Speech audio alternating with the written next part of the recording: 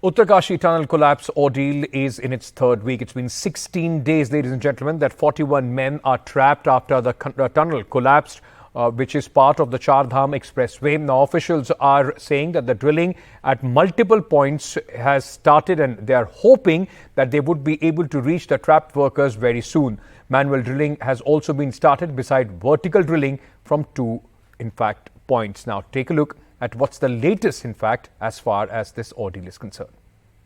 41 workers still trapped in the Uttarkashi tunnel. With the ordeal now in its third week, officials still pushing hard, with drilling work being conducted from multiple directions to rescue the men safely. Operations are underway at 5 different locations, with vertical and manual drilling options being utilized at the same time. Blades of the big drilling machine, which was being used for the horizontal drilling process, were brought out in order to clear the way for manual drilling. Meanwhile, officials have already covered 32 of the 86 meters of depth charted to reach the workers via vertical drilling. Even as authorities are dealing with the Himalayan challenge of a difficult terrain to dig through, more dark clouds loom over the operations. There is a rain alert in parts of Uttarkashi and possibility of snow in areas above 3,500 meters altitude. आज 27 तारीख को उत्तराखंड के उत्तरकाशी, रुद्रप्रयाग, चमोली, पिथौरागढ़, बागेश्वर जनपदों में कुछ स्थानों पे बहुत हल्की से हल्की वर्षा मिलने की संभावना है। कल जो है एक्टिविटी में थोड़ी कमी आएगी, तो उत्तराखंड के उत्तरकाशी, चमोली, पिथौरागढ़ जनपदों में कहीं-कहीं बहुत हल्की से हल्की वर्षा मिलने की संभावना है। एक मीटरोलॉजिकल रिपोर्ट के मुताबिक अभी एक येलो अलर्ट है आईएमडी से, जिसके मतलब एक लाइट रेन, थोड़ी धीमी बारिश वहां पर हो सकती है अगले 24 से 48 घंटे में, बट इसका कोई अंदेशा ऐसा नहीं है कि इससे काम पर किसी तरह की बाधा पड़ेगी। Principal Secretary for PMO, PK Mishra, also visited the tunnel collapse site and spoke to the trapped workers. जितने वहां पर हमारे फंसे हुए वर्कर्स हैं, भाई हैं, वो सब रेस्क्यू किए जाएंगे और अपने परिवारों के साथ वो रीयूनाइट होंगे। एक पूरी होल ऑफ गवर्नमेंट अप्रोच को अपनाया गया है। प्राइवेट, पब्लिक सेक्टर सबको इसके लिए गैल्वेनाइज किया गया है। 16 days into the mishap, the clock is ticking. Rescue teams on ground, as well as family members of those trapped, hope that the excruciating wait ends soon. With Kishore Rawat in Uttarkashi, Sakshi Bajaj for NDTV. Right, some breaking news, in fact, coming in at this moment. 7 students of the Kashmir Agriculture University have been arrested, and this is regarding the allegation is that the students have been held for celebrating India's World Cup defeat. Now, these 7 students have been booked under the stringent anti-terror law. The Kashmir Agriculture University students have been booked under the UAPA. Now, the police have filed this case after a complaint by a student who accused the other students of allegedly, in fact, threatened a non-local student as well. Let me go across to my colleague Nazir Masoodi, who is joining us at this moment. Nazir, this is very, very stringent action being taken against certain students. What's the real cause? Because if somebody was possibly supporting Australia, that doesn't, in fact, invoke UAPA, is it? Yeah, exactly. Looks like that should not have been, but the anti-terror law has been invoked against 7 students who are accused to have celebrated India's defeat in the World Cup final against Australia. And one student from Punjab, he has complained that when he was actually siding with the Indian team and supporting them, he was abused, he was bullied by these students, and he was threatened by them, though there has not been any physical violence. So the FIR was lodged, and subsequently police have arrested 7 students of the veterinary science of the Kashmir Agriculture University, right, under the UAPA. So it's a very stringent law, but not the first time when somebody has celebrated the cricket match or opposed Team India, he has been arrested in Kashmir. All right. In fact, celebration of sports and supporting one team or the other, in fact, being termed as inviting such stringent measures. Thank you, Nazir, for joining us with all those details. Moving on to the Battle of Telangana, the last of the 5 states which will be polling. In fact, at the end of this year, November 30th is when Telangana votes. Now, it's a high-pitch campaign which is going on. From Prime Minister Narendra Modi to Amit Shah leading the campaign for the BJP, Priyanka and Rahul Gandhi for the Congress, and KCR and his family, in fact, trying to win the 3rd term as far as the Battle of Telangana is concerned. The big, in fact, guns have been as far as the campaign trail is concerned. The Prime Minister also going ahead and addressing some rallies and road shows and attacking BRS and the Congress in the state of Telangana, which has been responded by the Congress and the BRS. But one issue, ladies and gentlemen, which might have an influence when people go out and vote on 30th, especially the farmers, is in fact, a setback of sorts as far as the BRS is concerned. Now, the Election Commission has withdrawn the nod to BRS for their farmer aid scheme, the Raitu Bandhu scheme. The Election Commission has said the scheme violates the election norms. This was done on the complaint of the Congress party, and both the Congress and the BRS are now locking horns as far as the Election Commission order is concerned. 3 తారీఖు తర్వాత మళ్ళా ఉండేది మా కేసీఆర్ 3 తారీఖు తర్వాత మళ్ళా రైతు బంధు పైసలు టింగు టింగు టింగున మా అకౌంట్లలో పడతాయి. It is after this speech by BRS Minister Harish Rao that the Election Commission decided to stop the disbursal of money to farmers under the Raitu Bandhu direct cash transfer scheme, saying it violated conditions laid down by the Commission.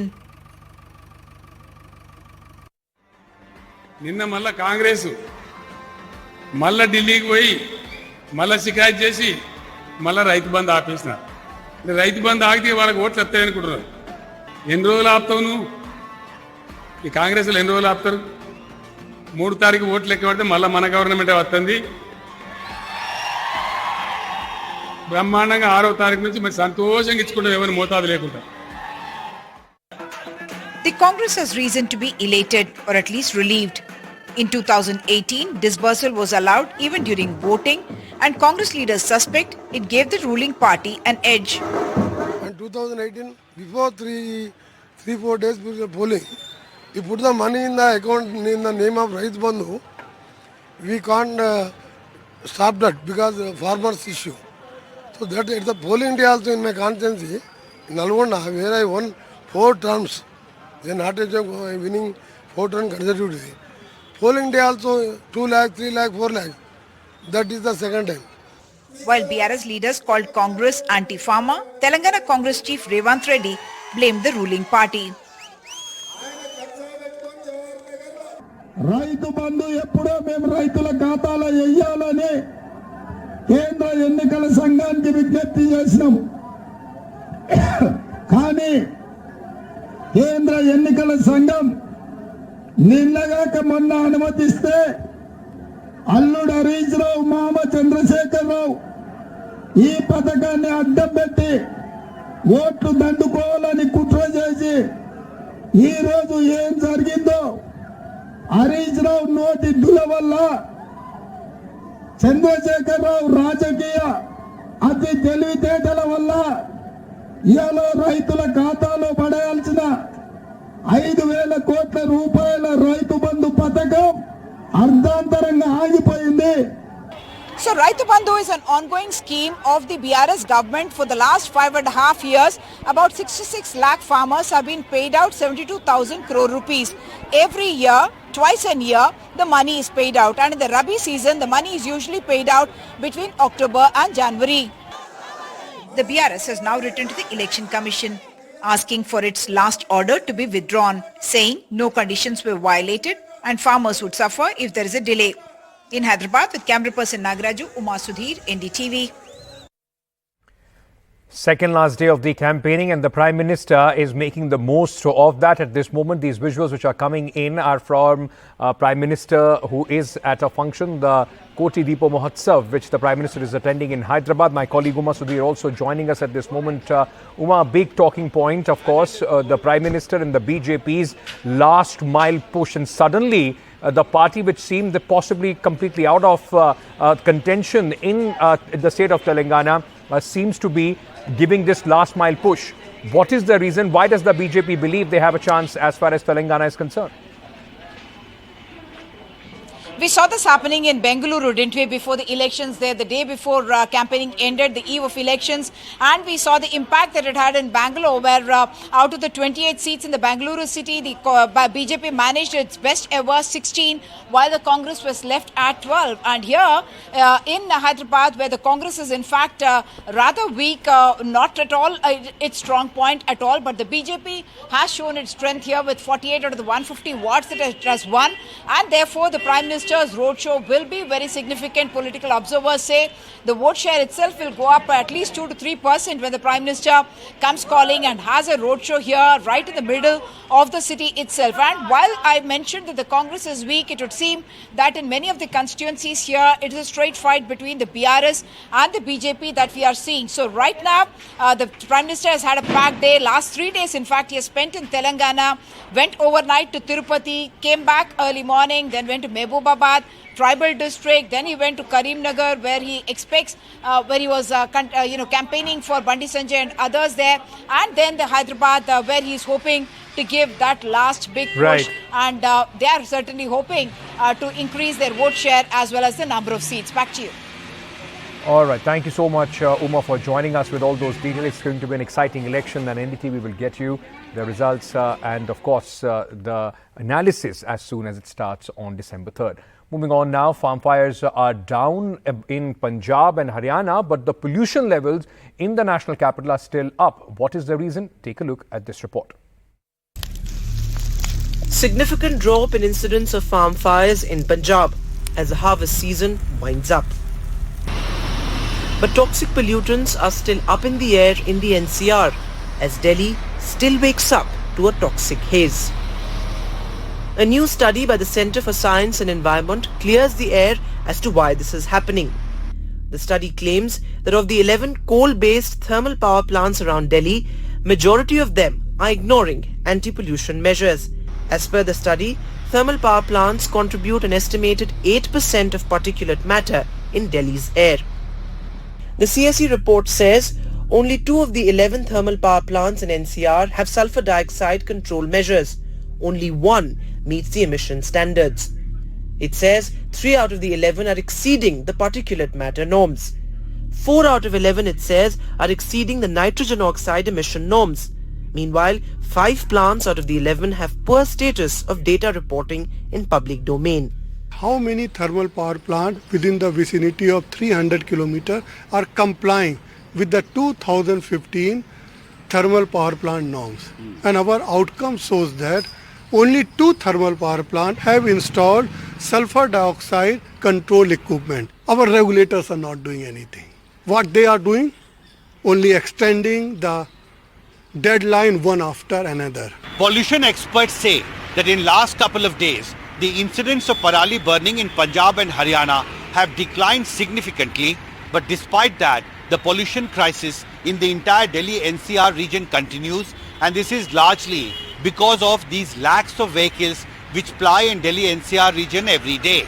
In a joint study, IIT Kanpur, IIT Delhi and TERI have found that between 9th November and 25th November this year, the biggest contributor to pollution in Delhi NCR region was the transport sector.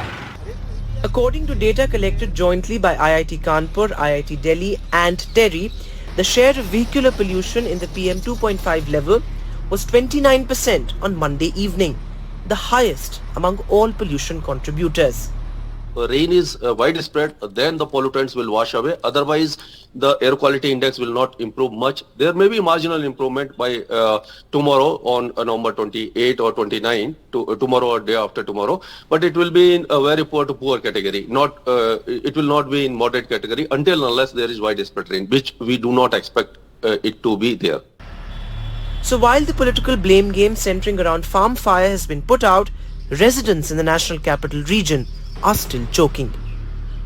With camera person Joseph and Himanshu Shekhar, Bureau Report, NDTV.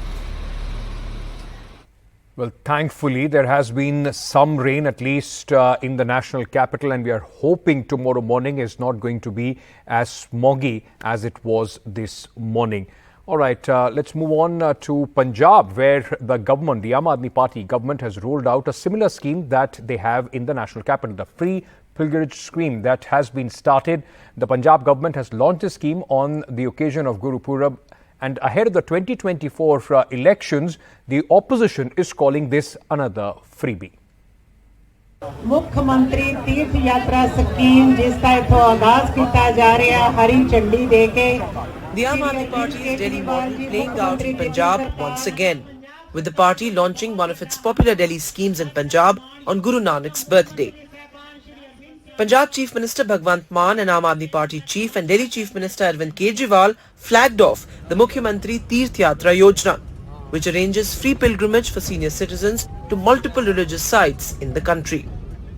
The first batch of over 1,000 pilgrims set out today from Sangrur in Punjab to visit Sri Hazur Sahib in Nanded in Maharashtra. This is where the 10th Guru of the Sikhs, Sri Guru Gobind Singh, spent the last few years of his life. आज पहली train जा रही है 1040 सवारियां एक train च जांदियां जी बड़ियां शानदार एसी ट्रेनां ने और खान पीन नूं विच सब कुछ मिलूगा खाना डॉक्टर विच है देश को आजाद हुए 75 साल हो गए इन 75 साल में एक भी सरकार आज तक ऐसी नहीं आई जिसने लोगों को तीर्थ यात्रा करवाई हो इस तरह से और वो भी मुफ्त तीर्थ यात्रा करवाई हो. The Punjab government has invested 40 crore rupees in the scheme, which will benefit over 50,000 pilgrims each year. This comes just years after the Akali Dal government in 2017 scrapped a similar pilgrimage scheme after spending 140 crore rupees on it in a single year, ultimately concluding that it was bleeding the exchequer. There are a lot of schemes which have already been implemented by Delhi's Aam Aadmi Party government, and now Punjab's Aam Aadmi Party government is implementing.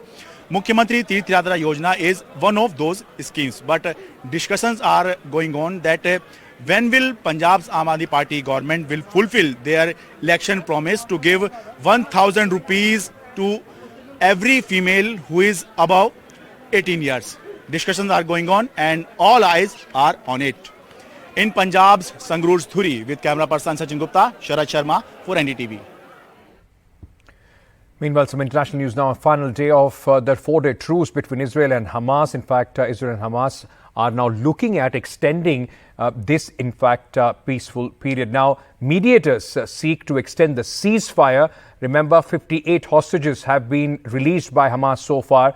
Meanwhile, the American President Joe Biden has said that US is going to push to extend the pause and at least this momentary peace in Gaza.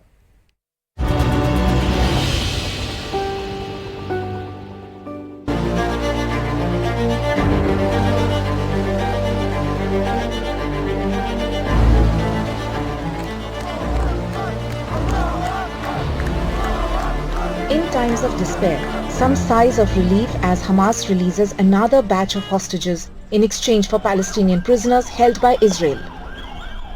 There have been some hiccups, but reports suggest both parties are looking to extend the 4-day ceasefire deal, with mediators Egypt, Qatar and the US also pressing for an extended truce.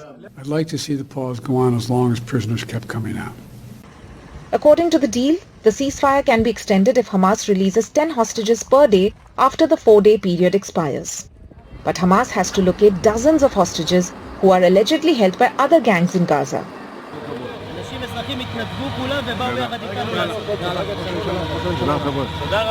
Israeli Prime Minister Benjamin Netanyahu met with troops inside the Gaza Strip on Sunday and said that there are 3 goals for Israel in this war. Goal 1, eliminate Hamas. Goal 2, rescue all hostages. And Goal 3, ensure Gaza doesn't remain a threat to Israel. Netanyahu urged troops not to let anything stop Israel from reaching its goals. Meanwhile, situation remained tense in the occupied West Bank as more than 60 Palestinians were arrested by Israeli troops overnight. Israel is expected to continue its brutal offensive in Gaza once the ceasefire ends, something the mediators are hoping to prevent. With Vishal Vivek, Bureau Report, NDTV. Some business news now. As per the latest report, luxury housing sales have jumped as much as 97% across 7 cities in India. My colleague Sakshi Bajaj has more. India's new reality equals luxury homes, and literally so, with luxury housing sales jumping as much as 97% on an yearly basis and spiking in the January to September period across 7 cities in India. And believe it or not, these luxury homes are worth rupees 4 crores or more, and Delhi, Mumbai, Hyderabad account for 90% of total luxury housing sales, with Delhi NCR leading this at 37%, Mumbai at 35%, Hyderabad at 18% and Pune at 4% luxury housing sales as per the study conducted. However, that's not all. 2023 festive sales are set to break a 3-year record, and in the October to December quarter, one could witness substantial number of first-time buyers as per CBRE, a real estate consulting firm, and their latest report. The primary reason now for this spike as per CBRE to NDTV is rising aspirations and a growing Indian economy. They also told NDTV that incentives by developers and smart home technologies such as smart switches and controlling lighting etc. by just a click on your phone now is the reason for this surge in luxury home sales, apart from the post-pandemic need for larger spaces.